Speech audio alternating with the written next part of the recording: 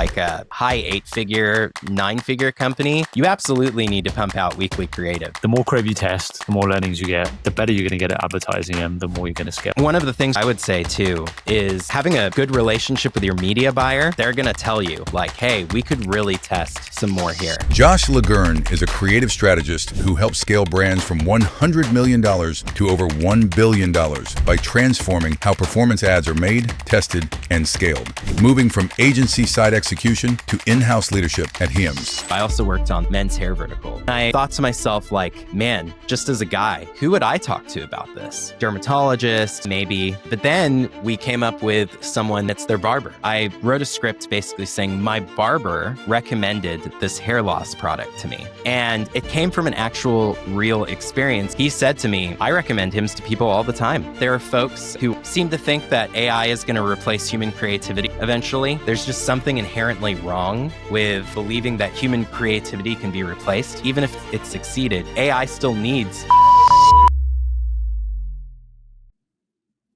Josh, really excited to have you on. I know you were a creative strategist at CTC and then ReadySet. You're also one of the lead creative strategists at Hims. And I think you saw the company go from 9 figures in revenue to $1 billion in revenue. I know you're looking after their hair, ED, and weight loss categories. You've probably done tens of millions of ad spend through ads to your name. So I'm super excited to talk to you today. I want to unpack, some of the thinking behind all that. And I know that you're now at Calming Co. And you've made the transition from working agency side, which can be kind of crazy sometimes, to working in-house. So yeah, pleasure to have you on. Yeah, great to be here. Yeah, cool. So let's just jump straight in. Like, what are the differences between working agency side versus brand side, and what is the difference in the role? Yeah, so I think when you make the transition from agency to brand, there's more similarities than you think. And then there are more differences than you would think at the same time. It's this really weird dichotomy. So the similarities are, agency, there's so much pressure, right? There's so much pressure to like maintain clients and maintain client relationship and all of that sort of thing, and you think to yourself, oh, I'm not going to have that anymore working in-house. But then when you start working in-house, you realize that all of those people that you worked with on the in-house side team as an agency who were responsible for the goals of the company, those are now your responsibilities working in-house, right? So that's kind of the shift that you go through. It's a different kind of pressure. And then the other thing that I would say is that there's definitely, I feel like there's like less crazy, it feels less crazy. I have way more to do. Like, because I'm not just, when you're working at an agency level, you're being hired for a very specific task. When I was working on the Hims accounts, I was hired to write ads and make ads and lead a team that was, making ads. At Calming Co., there's a whole lot of stuff that I am doing, that comes up through the week. And so it really seems like there's a bunch of different, things that pop up. Right now, for example, I'm working on a project that like a brand director would normally do, but I'm kind of the closest thing that we have right now to that. And so, it's kind of falling on my plate. It's my responsibility. I actually have to get it done this week. So it takes up a lot of time. But I find it really rewarding because, you're focused on singular mission, singular brand, and growing. When you find a good brand and you're working in house, it's great because you can get yourself in the mindset of, this is what we're doing. Goes beyond just like client retention. It goes beyond like, what is our product doing? How is our product helping people? And when you're able to do that, it makes the work, more rewarding. I found myself. So Yeah, Yeah. and I mean, just for brand owners, I guess kind of some of our audience is brand owners, right? For those who are trying to get from, let's say, 7 to 8 figures, or maybe even hitting 9 figures, I feel like there's a transition in the way that the teams are set up. And from what I've noticed on most kind of 100 million plus brands, they tend to work with a lot of different agencies. They don't work with just one single agency. They often have their own in-house team as well that's usually running the media and building some creative, and then they work with kind of outsourced teams. Like, do you think and often what's happened to us in the past when we used to run as an agency is the billable gets to a certain point because we're on some performance incentive where let's say we start to bill 50, 60, 100k a month, whatever it is, right? It gets to a significant number, and then the brand starts to think, hey, I could hire a whole team for the cost of doing this. Like, do you think it's better for brands to in-house the team, or do you think that they should work with a mix, and do you think that comes at different stages of the business? I definitely think it comes at different stages of the business. I think that you go from, when you're a 7 to 8 figure company, you go through a period where you're kind of working with agencies, right? You're like making creative. And then when you make the jump to like low 9 figures, that's when you start seeing brands kind of build their internal team out. What was interesting about going, and that's where I kind of lived early in my career. I lived with brands in that kind of in between space where they needed a really, really solid, D2C team. They needed a solid growth strategist, creative strategist, et cetera, but weren't at the stage yet where they were bringing their team internal. And we saw it so many times where we had clients that were really happy with what we were doing, but they were like, hey, it's actually become more cost effective for us to hire a growth team in-house, creative strategist, et cetera, et cetera. And then I made the transition to going from CTC to working at HIMS, working at ReadySet, where I worked on HIMS. And that was in the high, 9 figure kind of range when I started. And what was interesting about that is it was the first time I'd worked on a brand where I had to compete with other agencies internally, and I had to compete with an internal brand. And so that transition happens as well in a brand. You get to a place where, your internal creative team is doing a good job, but you really want to take things to the next level. And in order to take things to the next level, like one of the best ways you can do that is to breed internal competition. And a way that you can do that is by hiring not only just an agency to compete with your internal team, but maybe two agencies to compete against each other and your internal team. And the beauty is that we all have access to the information. We all can see kind of, you can't really section off the ad account, right? So you see what you're doing, and you also see what your competitors are doing.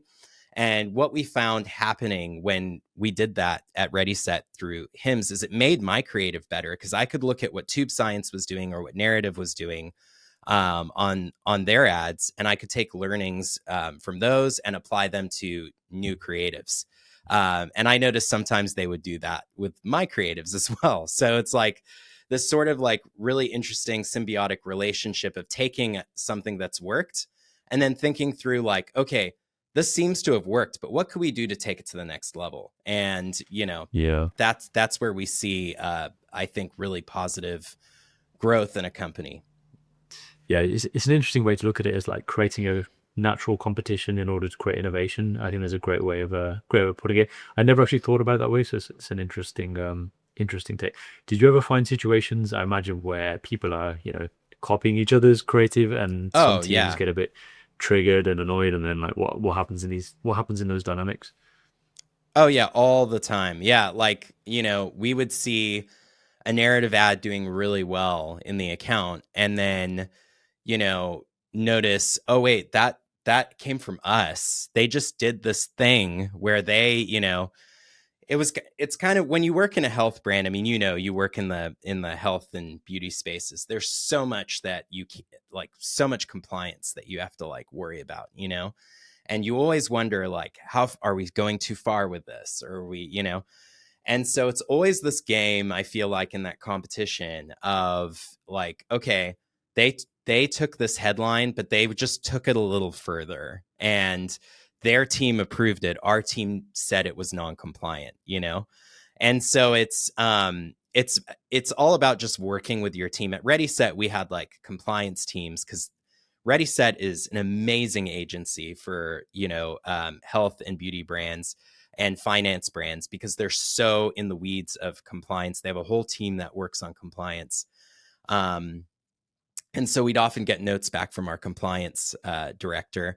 And then we'd have to like jump in and say, hey, we really want to push this. Can we just like put it through and try it and see what happens, And I'm like making a typing hand motion, because this was all happening in Monday and Slack and all that kind of stuff, And so we ended up pushing creatives through to kind of like take things to the next level. And that's kind of what other agencies do. But as far as like, I never had a confrontation with the other agencies. We didn't really talk to each other beyond industry events where we meet each other and stuff like that, Yeah, I get that. I get that. So, I mean, just kind of go back to like the whole creative process, let's say. So when you're working on hymns, like, how do you go about starting your process? Because in my mind, it starts from research. You do some planning, you make some ads, you produce them, you analyze them, you go around and do it again. So just talk me through like what your day-to-day or week-to-week kind of planning or work. I know already say you had deliveries. So every week you had a week number. So week 34 is deliveries, week 35 deliveries, and you had a plan around that. So just for the audience, just explain a bit about how that planning and execution process works. Yeah, so Ready Set, I mean, it's a premium creative agency. So everything is, to start, they're a full stack agency now, but they started as, a premium creative agency, which as a creative strategist is awesome, because everything's kind of centered around your role, So I had on the team for every client, for every vertical that I worked on with hymns, I had a data analytics manager who monitored all of the data from the previous week, and we do look backs, 7 days, 14 days, 28 days, what's working, what spent the most, so you always, in my opinion, you always start there. You always start with, the 80-20 rule or whatever. You always start your plan with the stuff that's working. So I would meet with them. We would take a look. They would prepare a deck for me and go through the performance. And then I'd add my notes. I'd add my observations about the creative. I had an incredible data analytics manager who was very sharp and very creative in her own right. Shout out Valen if she's watching. But yeah,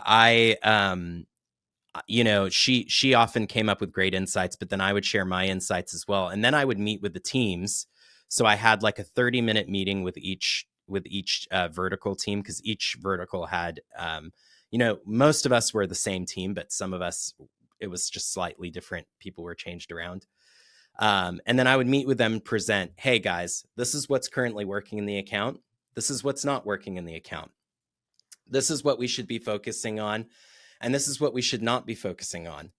And then what we would do is we would meet together and we would talk through what are some things that we want to test, based on research. So that comes from just research on, like you name it, competitors, Reddit forums. It was the vertical that I was working in is the sexual health vertical. Okay. So what are some things that men dealing with sexual health are going through? What are some problems that they're facing? It's pretty obvious in that case. So it made it kind of easy, but then it's kind of looking for inspiration around those problems and thinking through things that we wanted to test. So I'll give you an example in the hair space. So I also worked on the hair vertical, men's hair vertical. I noticed a lot of our ads when I joined the account, when I took over the account, were really focused on the like prospect and their problems that they were facing themselves. And I thought to myself, like, man, just as a guy, who has hair and, in full transparency, struggling with hair loss as well, and trying to figure out how to like prevent further hair loss and, get get some hair that I've lost back, I was thinking to myself, like, who would I talk to about this? Like, and so it was like, we were thinking about it. We're like, dermatologist. Yeah, maybe, but then we came up with someone that like every guy talks to about their hair, and it's their barber, right? It's their hairstylist. And so I was like, all right, well, what if we did what if we hired an actor to play a barber and talk about how he recommends hymns to all of his clients who are struggling with hair loss? Like, what would that do? So I took it to the client. They were not comfortable with an actor portraying a barber. Like, they were like, if you use a barber, we want an actual barber. And so it was like, oh gosh, that's going to be tough. So I reframed it slightly. And what I did was, instead of getting an actor to play a barber and talking about it from the barber's perspective, I talked about I wrote a script basically saying my barber recommended this hair loss product to me. And it came from an actual real experience, because when I told my barber I was working on hymns, he said to me, I recommend hymns to people all the time. When he was doing my hair, he's like, I think hymns is a great product. I recommend people look at it all the time, So anyway, so we did that. It ended up becoming a massive hit for them. And I mean, they ran that ad. We ran that ad all, 15 months I was there, and variations of it. I eventually hired my barber to do that, to like actually do the original concept that I wanted to do. So we got the real barber. So thinking through those original concepts is really important. Sorry, that was a long segue into Yeah, like no, a that's specific interesting. scenario. Out of interest, which one from better, the barber talking themselves or the third party, the person talking about their barber? Yeah, every time we did the barber, I'll give you the answer. Every time we did a barber concept, it was a huge hit, top spender, big. But the one that did the best was the person saying my barber recommended this to me. That did better than the actual barber talking.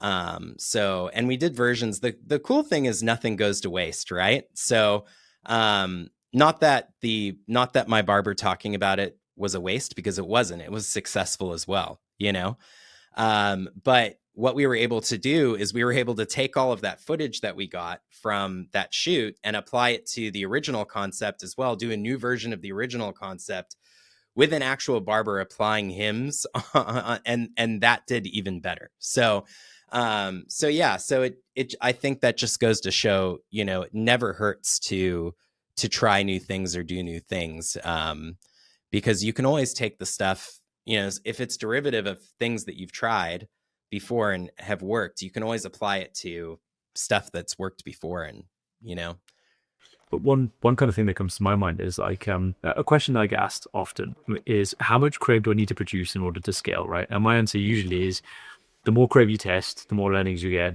usually speaking, the better you're going to get at advertising and the more you're going to scale, right?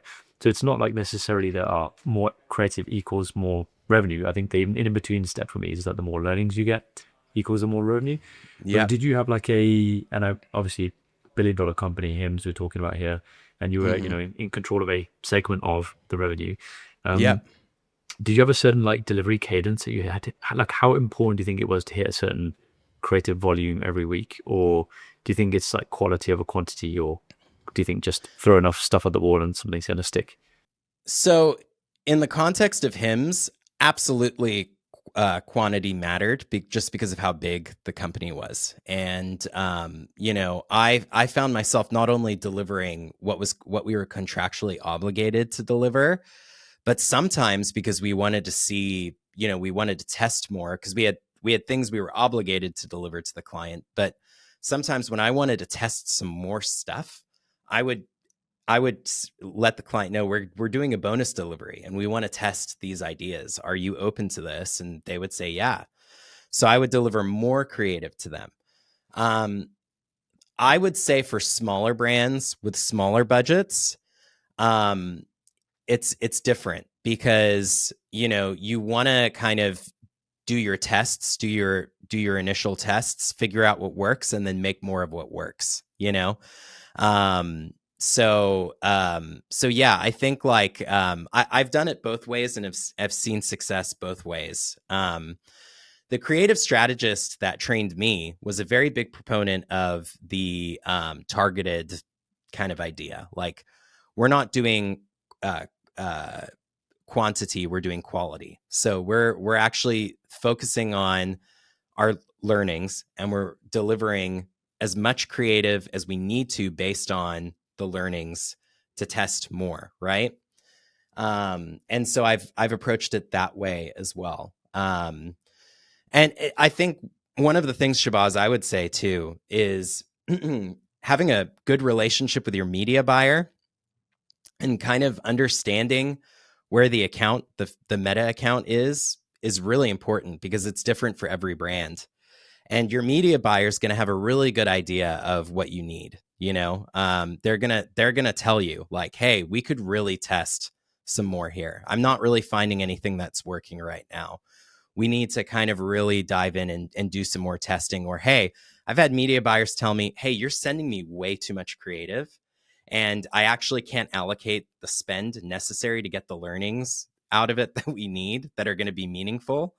So, you know, we should pump the brakes. So I think like, yeah, I think it really depends on the brand. I would say once you get to like a, you know, high 8-figure, 9-figure company, you absolutely need to pump out weekly creative. There's just no, you know, you've got to have that stuff in, because stuff fatigues so fast when you're dealing with that. Those like anchor creatives that make that, you know, are that don't that scale, like, are so like so precious in those accounts, right? And so they become harder and harder to come by, because you're pressing the gas on a lot of creative, and you know it can burn out quickly. That's a really good answer. I think I mean, I always find it much harder to scale a smaller brand that's spending 100K a month, 50K a month, than, you know, one that's spending $1 million a month, because I mean, number one is you just have less budget to play with, right? So your test you can't test as much stuff. You also have less learnings. You have less history in the account of like things you've tested that you know that do work or don't work. So yeah, that makes total sense. So you're kind of a proponent of quantity, but it depends on the brand itself. And if it's I mean, I'd probably say if it's a smaller brand, you've got to pick your bets a little bit more carefully. So I think quality is probably more important. And as you scale upwards, you know, quantity is. I think with him the situation is a bit different as well, right? Because by serving so many ads over so much period of time, you've naturally got a lot of brand awareness. Even though we run direct response conversion ads, you've naturally built brand awareness by the fact that you've served so many impressions. And you know, we've had brands before where we know we've covered the whole of the US like many times over. So when you do serve a new ad, it's not like you're serving a brand new ad to a brand new audience. And that's very different to if you've got a brand that's spending 100K a month. You basically have a funnel. That funnel's got to convince people from start to end, because probably they've never heard of your brand before. So I think the whole strategy is very different depending on the size of the brand, right? Well, not only that, Shabazz, sometimes they're not even aware of the problem you're presenting, right? Like, Eugene Schwartz has written this book. I actually have it right here. It's called Breakthrough Advertising. Breakthrough Advertising. Yeah. Great book. And one of the principles in it is the levels of awareness. You know, I'm sure you're aware of. And sometimes you're working on a brand. The brand I'm working on right now is a bit like that. Like, sometimes people are just unaware that they even have a problem, you know? And so you have to, so not only are they not aware of your brand, they're not even aware that they have a problem. You know, they're not even aware.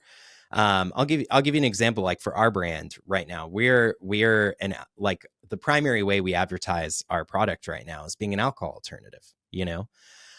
So that's something that we've really like leaned into, but really our product is a stress relief supplement. It's designed to be a daily stress relief supplement. Well, a lot of people deal with stress, but what I find is a lot of people just think that's a part of being an adult. That's a part of life. You know, they're not aware that that's even a problem that they need to address. And so that becomes a challenge when you're trying to use, you know, make that an angle. And so it's all about like how you approach that, how you approach educating your customers. But yeah, you're right. Like hymns, a lot of people are aware of hymns. When I tell them that I've worked on hymns, they know immediately what that is, and that does make it a little bit easier, because and also too, the problems are just way more like straightforward. Sexual health, hair, weight loss, those are people are aware that they have those problems, and so you can kind of start from the audience is a little more warm to those things. Totally. So I think it's so niche specific, isn't it? I mean, I always like to think about the stage of awareness. Are people problem aware? Are they solution aware? And try and build my ads around those avatars first, right? I almost kind of build the avatar around the stages of awareness. That's like my starting approach. Now when you first start working on a brand, how do you determine which audience you should actually work on? Like, should it be the problem aware? Should it be a solution aware? Is it a certain like pocket of the demographic? Like, how do you go about figuring out the priority there? Yeah. I've been lucky enough to have a lot of built-in learnings. So I always start from the learnings. I've never had to kind of figure out a brand from scratch before, so I always look at the data and kind of figure out, like, watch ads and figure out, what's working right now.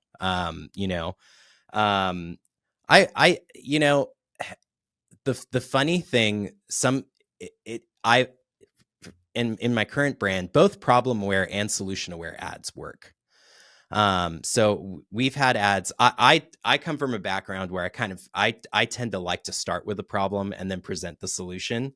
But I'm noticing in my current brand, a lot of our ads have the solution up front. People are like, "Oh, I feel so much better. I feel I feel, relieved." And it's like, that's what people, solution aware people are like, that's what I'm looking for. I'm looking to feel relieved, I know that it's out there. I just need to like understand like what the specific thing I need is, whereas the problem where people are aware they have a problem, they're looking for the solution, So, yeah, I think the more classic kind of D2C approach is to start from the problem and then present the solution, But I'm also seeing now that a lot of starting with the solution can also work. Yeah, for me, starting on an account, and I guess it depends on the context and the situation. I always like to start at the bottom of the funnel first because I'm going to get quicker results, right? So I always look to see, are there statics that are missing? Are there product focus or offer focus things that are missing? Statics you build so much quicker and you can test a lot more accurately because, for example, if you've got a static and you're just swapping out the headline, you can then run 3, 4, 5 headlines against each other and you know which angle is more likely to work. It's not bulletproof, but you can then run that test again with a different type of static and then run the same headlines. And if the same kind of pattern holds true, okay, this particular messaging is working. So I always prefer to start with things that are easy to produce, things that are product and offer focused, things that are, let's say, giving the solution upfront and then working upwards. Sometimes brands would already have that well covered and they've got scaling ads that have got, pictures of bottles and offers and things. So then you start to move further up the funnel and do edutainment and, bring people into understanding the problem that they might have. So for me, it's like context specific as to like what's currently going on in the ad account. But certainly building a brand from scratch is like one of the hardest things to do, I think. I don't know if have you ever done it from the ground up? No, I haven't. I haven't done it from the ground up. I've always taken over accounts. Actually, I did it as a designer one time. So I actually come from a design background. I worked as a designer for a year in the D2C space. And we were hired to build this company's promotion from the ground up. And that is where we started. We started on doing a bunch of statics, testing a bunch of ad angles, kind of determining what resonates most with our audience, et cetera, et cetera. But I didn't do it I didn't do that as a creative strategist. I did that as a designer working with a creative strategist. But I've always been very strategic. I collaborated a lot with my creative strategist, offered suggestions, et cetera. but yeah, that was very difficult because we were hired on to build the brand with another product. That product got delayed and we still had this contract. So we had to sell other products. And those other products just were not D2C friendly. They were, like $20 low cost items, very, very low margin. And our ability to like promote them on D2C was just, it wasn't like, it didn't make sense for their brand actually. Like for those specific products, the products we were hired to do did make sense, but they were delayed like 6 months. So that was really difficult. So we didn't really even get an opportunity to do it properly. But yeah, I've been fortunate enough to come on with a lot of learnings built in already on my brands. Yeah, I mean that brings me to another point because you mentioned about starting as a graphic designer, and a lot when we hire creative strategists, we're usually looking for somebody who's got a background either in graphic design, video editing, content creation, copywriting. If I was to say one skill sits above the others, I'd probably say copywriting. Just because naturally copywriters are good researchers, and research is like the cornerstone of being a really good creative strategist. Like what do you feel like makes a good, I'm sure you've worked with many creative strategists over the years, but what do you feel like makes a good creative strategist, and like how should people either hire or what should they be looking for in somebody when they're hiring someone? Yeah, you want to look for somebody who I would say is hungry to learn. I think the desire to learn is really important in a creative strategist. You want to hire somebody who's excited at results, who's when you mention, oh, we're looking at getting motion, I don't know if you've used motion before, but it's a great tool for creative analytics. You want that creative strategist to be excited about it because they're going to be able to dig into the data. They're going to be able to learn about what's working, what's not working, and hopefully then apply those learnings to the new concepts that they come up with. So yeah, if I was hiring, like if I was the CEO of a brand, I'd be looking for someone who's just a learner. That would be the kind of main thing. I do think that copywriting is really important, and the ability to write copy is really important.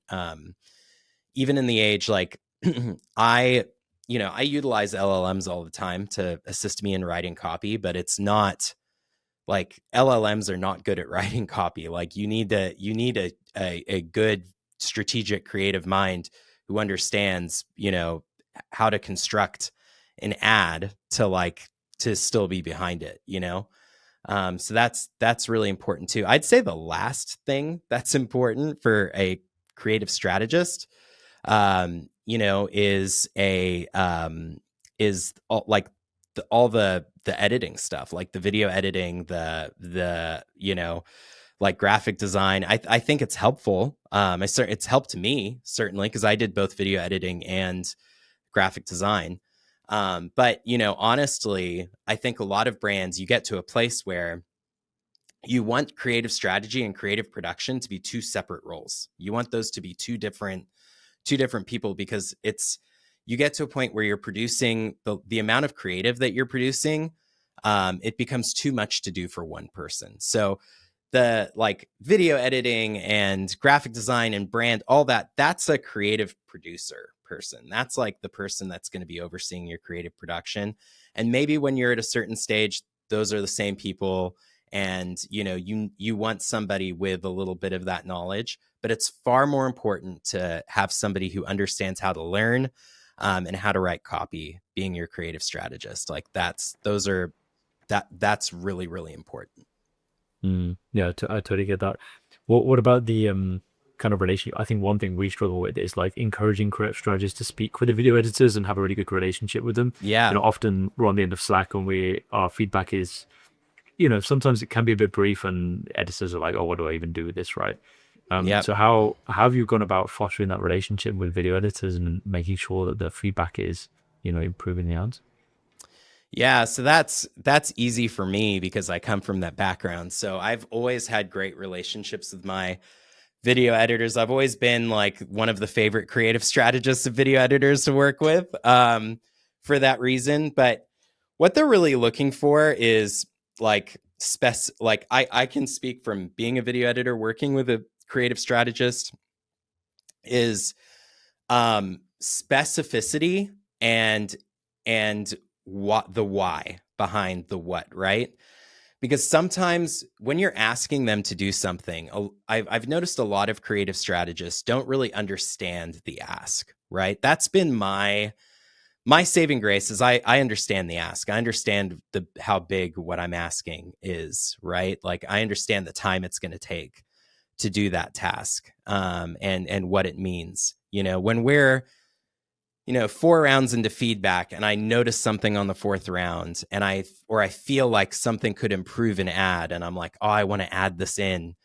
What I always do is I'll jump on a call at that point, with the video editor and explain to them. I'll write down my notes, of course, and be very clear and explain all, but I'll jump on a call and say to them, hey, like, I think this is going to just improve the performance so much that we need to add this in right now. And I know that it's going to be a lot of work for you, but I feel like we really need to do this. Like, do you agree? And once you explain the why to your video editors and like what your strategic thinking is behind it, I find they're often like, yeah, let's do it. Let's go. Because they want to see if you're a good creative strategist, if you're a good creative leader, you're getting your video editors on board with performance as well. I always take time. So we have an in-house video editor at Calm & Co. And she always asks me a ton of questions when I present data. And I love it. I love talking to her about it. And I love explaining to her what we're looking at and the different, what different metrics mean and all of this sort of thing. Because I want her to be invested in the performance of the creative just as much as I am. Because when we ask like, hey, can we do this? I want her to be like, yeah, I want the creative to do well. I want it to perform, like, let's do it, So at my stage, I'm not communicating as much with video editors because our creative producer is doing that. But in my past and managing all of that relationship, that's how I've done it before. And, that's where I've seen a lot of success. Yeah, I agree with all that. I think I'm a big proponent of getting the video editors to look at the ad performance data, look in motion reports, look at the analytics, look at the drop-off curve as well on their previous ad, and see if they're going to do an optimization, if they're going to, iterate on that previous one, how can they improve it? Like, where were the significant areas of drop-off compared to like an average high-performing ad?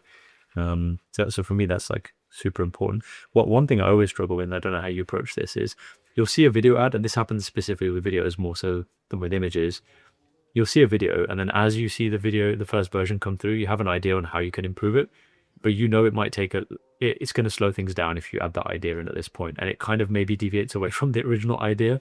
So, and I know my mind often goes in like a zillion different places on how I can improve things, but we have to be practical about what's achievable without slowing things down, right? Yeah. So often what I'll say is, hey, this is my feedback, but ignore it and just launch this anyway, and then do an iteration. I'm putting this in so I don't forget it. Like I wanna keep this on so we can do an iteration later if we need to, Exactly. Yeah. So I always drop back to that as my fallback position on when I'm analyzing creative. I'll always say, hey, and obviously I don't jump in, I run the company, I don't often jump into analyzing every small creative, but when I do, I always feel like I'm throwing my spade in it and slowing things down. So I'm conscious that everybody else has more context than I do at this point on running the accounts. But I do naturally feel like I should probably save this for a future iteration. So I don't know, that's my approach. I say, hey, here's my feedback, save it for the next one, ignore everything, just do it anyway. And that keeps a decent delivery cadence going. Because I think otherwise, if too many people have got their paddles in the mix, right, it just really slows things down. I mean, you must have seen this where when too many people get involved in a creative, it's like just slows things down, right? Yeah, well, that's I keep bringing up my creative producer just because I think she's the MVP of our team, right? She's like keeping the ship running in terms of like getting creative out. But yeah, that's exactly right, and that's why I'll go in. So here's the thing: I leave the approval of the creative to her because I really trust her. I trust her judgment on things. And I even tell her, hey, because my initial thing was like, when I first started the company was like, hey, I want to have a look at every video that goes out just because I want to see how it feels, you know? But what we shifted to was, hey, I trust you to look at a video. And if you think it's too bloated or there's too much like fat on the ad, I trust you to trim it down because, you know, that like we want to keep the ship rolling, keep things moving. So she does, I've basically told her, if you see an ad and you think it's too long, because I started watching ads back and I'm like, this is way too long, you know? And I'm like, I don't care if I'm the one doing it, but we need somebody to look at the ads and make sure that the finished ad is like as effective as it can be, you know? So I totally trust her now to like cut ads down and stuff like that. But yeah, it's, but I'll often go in and look at ads and, you know, write her like, hey, just thought of this, or like, hey, here are my feelings on this ad. I feel like this could be better. What's our capacity to change it right now? Like, how much is this going to slow us down? And if she's like, oh, it's probably going to take way too long, you know, like, then it's like, all right, let's save this for an iteration, you know, because we want to do iterations every week anyway. And sometimes I feel so strongly about it because we have capacity in our team for iterations every week. Sometimes I feel so strongly about it, Shabazz, I just throw it straight into iterations. Like, I don't even wait for the creative of the launch. I'm like, let's get this moving. Let's get this going, this iteration going. Like, I want to see what this, I truly believe that this iteration is going to make this better. So let's like throw it in and see what happens, you know? Yeah, I totally get that. Well, one Mm-hmm. question I have is that comes up in my mind quite often is the ability of the editor to understand and bring to life the script. So one thing that Yep. is quite common in our industry is, hiring from countries where English is not necessarily the first language. We've got Mm-hmm. like a lot of talent in LATAM, Philippines, Mm-hmm. North Africa. Some really really talented people. Um, One issue I run into is nowadays the kind of edits that are working for videos specifically are not necessarily the ones where it's fancy transitions or After Effects, and there's a place for those kind of things maybe in certain types of products, but it's more around storytelling, right, and around retention editing, I call it. So it's like Mm-hmm. like editing a movie trailer. You're just trying to pick the right clips and choose the transition points and keep and hold interest, right, and tell a story. So how much do you feel like it's possible to work with people when English is not necessarily their first language? Like, do you feel like that's a prerequisite, having a good understanding of English, or do you think it's something that we can kind of script out for people and give them scene by scene? Hey, do this, then say this, then say this, then say this. Yeah. So the last 2 years, I've worked exclusively with editor. Actually, at Coleman Co, we do have one in-house editor who's US based. But most of our editors are offshore, and at Ready Set, all of our editors were offshore in Latin America and the Philippines. I think that English is a very important skill to have, and the ability to understand English. So, there may be people listening to this podcast right now trying to learn English, and working in this space and trying to improve their English comprehension. I think one of the main things I look for is contextual English, because it's one thing to know English, right? It's another thing to understand English contextually. Like, am I trying to be funny? Am I trying to be informative? And the nuances of how that's supposed to come across. So I found this particularly in AI VO ads. I would I would write a script that was supposed to have a little bit of you know, um, uh, educational and entertainment, kind of be supposed to be a little bit funny. And then I get the ad back, and it's not translating. It's cheesy, it's like, it's cringe. It's coming across as super cringe. And by the way, the hard thing with English is, and English cultures, is it's not just like the language itself. Like, you're in the UK, I'm in the US. Humor works differently in these two countries. I mean, it's more similar than ever, just because we consume each other's content. But if you watch a British sitcom versus watching an American sitcom, the humor is totally different, right? And so humor resonates differently just depending on which country that you're in. And so it's very, very difficult. So what I would say as an native English speaker, working with editors from Latin America and the Philippines is, I always say to creative strategists that I'm training, make sure that you're speaking to these folks in humility, because like I can only speak one language, right? I can speak English. I can't even speak another. I mean, I can do a little bit of Spanish, but I wouldn't be able to go to Argentina, where a lot of my video editors were based, and like live my life there right away. I'd have to like really pick up and learn Spanish, in order to do that. So these people are working in a different language. They're working in English, and so I think we have to have humility about that when giving feedback. Most English speaking creative strategists living in the United States and Britain and Canada are probably not speaking a second language in all likelihood, and so just having the humility when presenting feedback, I think, to your editors is really important. But on a practical level, Shabazz, what I do when I'm finding I'm not getting what I'm looking for out of an ad because of the language barrier, I've been lucky enough to have people on my team that I trust that have more of a grasp of the English language and are more in tune with contextual the contextual thing that I'm looking for. And so what I'll do is I'll thank the person who started it and then hand the project off to the other person to finish. Yeah, So makes sense. yeah. For me, a good kind of acid test is when you're interviewing an editor. It's like, ask them if they've watched every season of Friends or Big Bang Theory to see if they've got all the cultural references. Yes. You know what I mean? The Office is another good one. Yeah. Yeah. Mm-hmm. Yeah, totally. Because it's just picking up on those little small nuances that just really make or break an ad. Like, they just make you remember something, or if they're clever enough, people are like, that brand is clever. It's often, if you write it in a script and then you put it in a storyboard for an editor, if they don't understand, in fact, why the script was written in that way, then they won't be able to translate into that into the visual. That's one thing I find. Yeah. Yeah, totally. Absolutely. Yeah. So 2025, this round up here, what do you think are the most important things for a creative strategist to be thinking about? Obviously, we've got the advent of AI. Things are going, in my opinion, so fast. It's really hard to keep track of like all the different tools. We're testing a lot of different things every single week. People are posting about new workflows, do this, all these different steps in NA10. You're going to build this amazing workflow that just pumps out a zillion ads for you in seconds.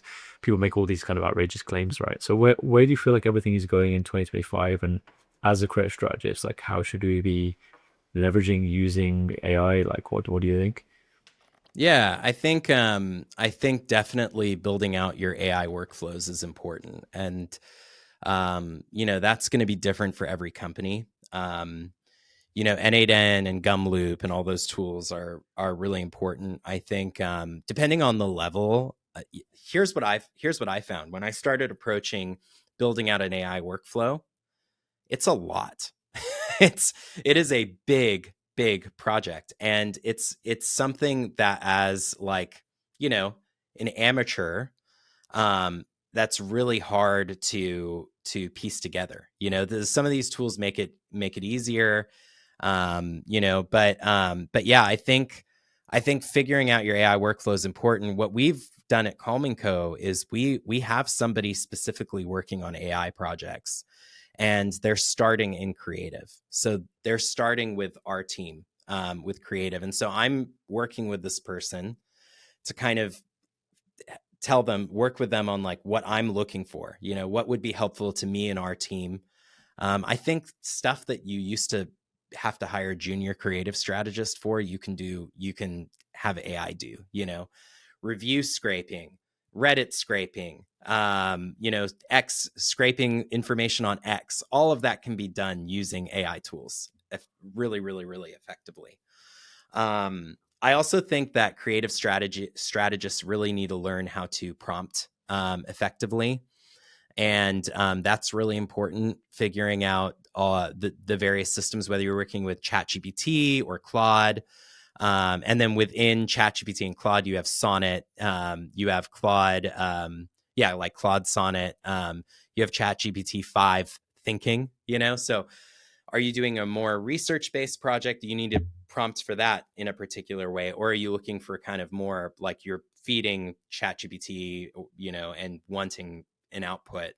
Well, then you need to prompt that differently, so figuring all of that. And there are great tools for all of that. But yeah, I think AI, figuring out an AI workflow system that works for you and your company, and leveraging that to keep labor at a minimum, I think is important for companies. And then I think the other piece of it is just learning how to prompt really well. Keeping record of your prompts if you're going to use them again and again and again, I think is important as well. I just built an AI prompt library at Calm & Co. So we have a prompt library that lives in Monday, where I have like my prompts that I'm going to use over and over again. And we have a status on them where it's like, hey, we're testing this one, or this one is proven, or this one is, this one didn't work, but could be tweaked, kind of thing. So we've got that set up, and we're just, I think AI is really important. What I will say is that there are folks who are very into seem to think that AI is going to replace human creativity eventually. I don't believe that. I'm not a believer in that. And in fact, I think if there's an attempt to do that, I think there's going to be a huge backlash against it. I think that there's just something inherently wrong with, believing that human creativity can be replaced. And I think that even if it succeeded, AI still needs human inputs in order to produce the creative that we're looking for. So there would come a time where AI would become stagnant, because it needs that continual input from humans to be effective. So I think there's always going to be a place for humans in the creative strategy process. It's just going to look a little bit differently than what we've done over the last 5 years, since this has been a field. I think, yeah. I mean, I guess the argument is that AI is based on historical information, right? So there's a point at which, the history, they're saying that the internet is now going to be dead because the history of everything that's ever been made is just going to be recycled with AI and then just put out again and again iterations of the same thing. I don't know if this theory is actually true or not, but I kind of agree with you that human beings are naturally creative, and they're always going to instinctually crave randomness, creativity, weirdness, just something to keep themselves occupied, right? And that's why we built crazy things over time, like monuments and things that don't really matter, but we do them anyway. And I think over time we're just gonna, I think AI is a tool, and somebody's still got to prompt the tool. And I think that once everything becomes, if you see ads that are made purely with AI, somebody else is going to make an ad that's like human made, and all of a sudden people are going to be like, oh, that human made ad is more interesting than this AI made ad. So I think naturally this thing will just kind of like ping between the two. I mean, you saw a big trend of like obviously AI ads that like have done okay recently. Liquid Death was a big one that we saw probably earlier this year, that everyone was was trending on. Jet2 had like I don't know if Jet2 exists in the US, but in the UK there's an airline called Jet2 and had a big AI moment where people were making memes about them, or with AI, that kind of like that trend had popped off. But I think things go around in cycles. I agree that humans are going to continue to be creative, and I don't think we'll get replaced. Although it's interesting to see that Mark Zuckerberg, I don't know if you know his vision for 2026. Oh yeah, he kind of believes the opposite of what we believe, which is that hey, you're going to plug a product and an offer into Meta, and Meta is just going to scale the thing.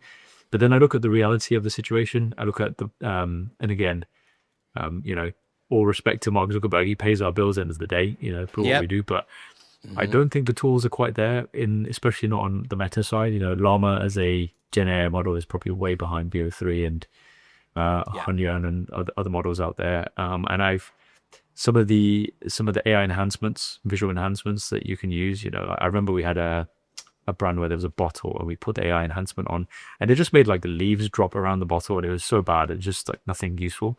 Yeah. So I'm looking at where the tools that Meta have are right now and what their vision is in 2026 of replacing all marketers, and I just don't really see a path as to how that's realistic. At least that's my take on it. I don't know if you believe what Mark is saying or if you think he's just trying to sell a vision to create some hype. I don't know. Yeah, I don't agree with that that at all. And again, all respect to Mark Zuckerberg. As you said, he pays our bills, and we utilize this platform to sell products.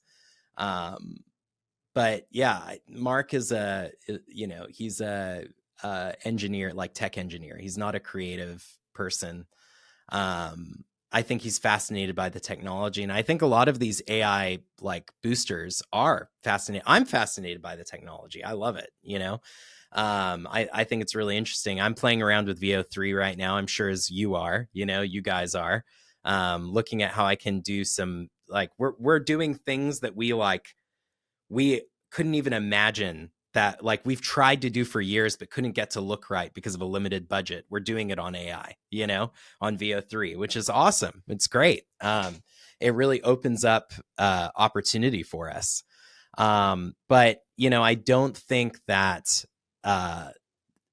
the human can fully be replaced. I think, even with VO3, as powerful of a tool as it is, our head of AI is making a lot of our VO3 scroll stoppers right now. So I basically give her the idea, or our creative producer. So our creative producer and I collaborate on scroll stoppers. Like, we come up with ideas and stuff like that, and we hand them off to our head of AI. She then goes and, messes around with VO3.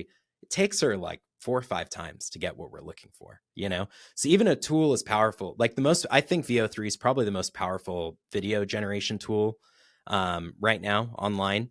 Even with a tool as powerful as that, it still requires a human to kind of get it right and get it exact, So yeah, I think there's and the human eye is so powerful. There are those tools that a lot of people in the CS AI space really really praise. I can't think of what it's called, but it's the one that generates like AI UGC, like AI UGC actor. Yeah, I don't know about you, I don't know about you, but whenever I can tell when I get those ads, and it's like, it's not, it's kind of, maybe for the vast majority of people, it's fine and it works. It's great. For me, I'm a bit put off by it. I'm a bit put off by that. It's the uncanny valley kind of thing for me.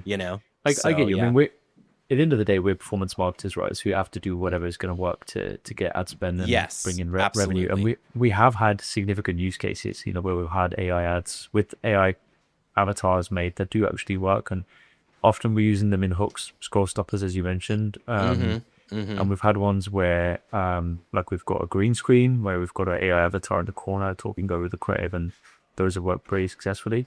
So I'm less kind of like biased towards like, oh, do you know what, we should save the world and save the content creators. I'm also like performance marketer, capitalist. Let's just make some money, right? And it does work. We have had cases where it has worked, but on the flip side, we've got some content where if you just try and, let's say, make a car rant video, right, or somebody ranting, it's just not going to be a real person, at least not now. At least I don't really see it at the moment. And those real content creators with the little small expressions and the random things they say that you can never expect, and the eye movements, the camera shakes, they're just so unpolished that it's so hard to reproduce that in VO3, which kind of flattens everything, standardizes everything, kind of harmonizes everything to some average situation, or videos that it's ever consumed. And I feel like he said the human eye is very powerful. That's what makes us human. Actually, it's the one thing that makes us above animals, is the fact our eyesight is better than every single animal in existence. You can see a movement of the pupil from the other side of the room, so if somebody's making eye contact with you from the other side of the room. And I think the theory is, I can't remember where I read this, but is that we're social creatures, so we need to be able to tell if somebody's making eye contact with us from 20-30 meters away, right, to warn us of danger or these things. So this kind of accuracy of our eyesight means we're able to pick up these details instinctually. Going back to like a concept that I know that does work, when you've got a slightly older audience and they're used to having seen highly produced content in advertising for a long time, and this UGC thing that we're used to, right, in our kind of I don't know what generation you consider yourself in, like Gen Z or millennial or whatever. Oh, I'm a right? millennial. Yeah, I'm firmly. I was born in 1987. I'm firmly a millennial. Yeah. 86 baby over here. So we got with Yeah. Walkmans, Discmans, and all that stuff. Yeah. Yeah. But we've also grown up with like content creators and influencers, and we understand like what organic content looks like. I think some of this older generation, boomers who are like 60s, they've grown up with those highly produced ads and they trust them, right? It's like, oh, this infomercial is on TV. It's like been executed in a studio, so this must be like a legitimate company. A lot of the VO3 AI produced stuff looks a bit more highly produced. In fact, it can do that more accurately than it can do UGC, although the UGC is getting better. So I feel like that works better for the boomer market where you're trying to make something that looks polished and highly produced. And we have had things work that hits that market on the head. At least that's my kind of balanced opinion on it from my experience having run a bunch of stuff. Yeah, no, I totally agree. The more our audience is primarily a middle-aged up audience, which sadly Shabazz is us as well. And so we're becoming the middle-aged audience now. But yeah, it's like 60 plus, I agree. The more, credibility you can give to something. We have a creator who is 60 plus, and his delivery is very like infomercial, but it works so well for that 60 plus audience. It's like, and he's so good. He's like so good at it, and it works like perfectly. Now, like instinctually, you would think for our age group, oh, infomercial, like we don't want that. We want something that just feels more like somebody talking to you about the product, But yeah, that 60 plus crowd, like you said, they really resonate with that, there's a proof in the brand, in a sense. There's a proof in the production quality, they trust it more. Another example I found, I worked with a solar company at ReadySet for a minute, called Sunrun. And what was interesting was we did regular kind of our standard UGC that we do for every other client, that we do for HIMS or, whatever else. And then we did branded videos, and the branded videos did better because the solar customer is usually an older homeowner, right? And so to your point, they find more credibility in brand than they do in, somebody saying, hey, you should buy this, do you struggle with this problem? Like, oh, or I struggle with this problem and this is what I did to solve it. They find more credibility in kind of a more traditional looking, ad. So it's really interesting. Yeah, no, amazing. Last quick fire question from me. If you were going to set up an ecom brand tomorrow, what would you set up? Like what product would I sell, or how would I set up my advertising? Oh, okay. I already know the answer to this because it's something that I've wanted to do for a while. I just haven't had the time to fully figure it out. My parents are South African. And so there's this snack in South Africa called biltong. And it's made, it's dried steak is basically what it is. It's like, it's air dried steak with, seasoning on it. The end result is kind of like a beef jerky kind of a vibe, but it's not beef jerky. It's different. It's fresher. I think it tastes better. A lot of people that I've given it to just love it, so I'd sell that. I think that you can sell it at a good price. The problem that a lot of US manufacturers who've tried to bring it to the United States find themselves in is they try to market it with beef jerky, but it's not beef jerky. It's very, very different. And they try packaging it like beef jerky, which is a mistake too, because it's best fresh. And so what D2C would allow you to do is it would allow you to sell it, more fresh. You could sell it, and then vacuum pack it, send it off to the customer. So I think that it would have decent margins. It has just super natural. It's high protein, low fat. So you'd be able to market it to, a wide variety of avatars and personas. And so, yeah, that's what I would do. If I could snap my fingers and have the time to figure it out, that's what I would do tomorrow. I can feel the passion from you, and I'm actually a customer of beef jerky. I buy some off Amazon every now and then, and I find it's a good protein source. Like instead of taking protein shakes, just smash out some beef jerky. I like the taste. Some people don't like it so much. Yeah. But yeah, Biltong, watch this space. Maybe you should try. You should try. Do you live in London? Did we discuss this? Birmingham, just north of London. In Birmingham, a couple of hours north. Yeah. There's probably South Africans in Birmingham. You should see if you can find Biltong. It's great. It's great. I'm definitely going to search for it now that you said this. Yeah, yeah. And don't buy like the packaged stuff on Amazon. Like try to see if you can find somewhere where you can get it fresh. It's delicious. It's really, really good. And if I ever start that company, I'll send some to you. Amazing. Well, if anybody's out there who wants to start a Biltong brand, Josh hasn't got enough time, so just handle all that side for him and get in touch with him for the creative strategy. And there you go. I'll be your first customer. Nice. Very cool. Amazing. Very cool. Josh, awesome. It's been an absolute pleasure to have you on. Thank you so much. Yeah. Thanks, Shabazz.